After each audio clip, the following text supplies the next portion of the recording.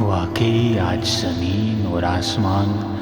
ہم انسانوں پر رو رہے ہیں کہ ہم تو اس زمین پر، اس کرۂ ارض پر امن قائم کرنے اور اللہ کے بندے بننے آئے تھے، جبکہ ہم انسان فسادی بن گئے، ہم ظالم بن گئے، ہم ایک دوسرے پر بھی ظلم کرتے رہے اور قدرت کا حلیہ بھی ہم نے بگاڑ دیا۔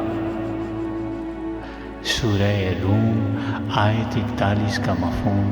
کچھ اس طرح سے ہے: خشکی اور تری میں لوگوں کی بدعمالیوں کے باعث فساد پھیل گیا، اس لیے کہ اللہ انہیں ان کے بعض کرتوتوں کا پھل چکھا دے۔ عین ممکن ہے کہ وہ اپنی حرکتوں سے باز آ جائیں۔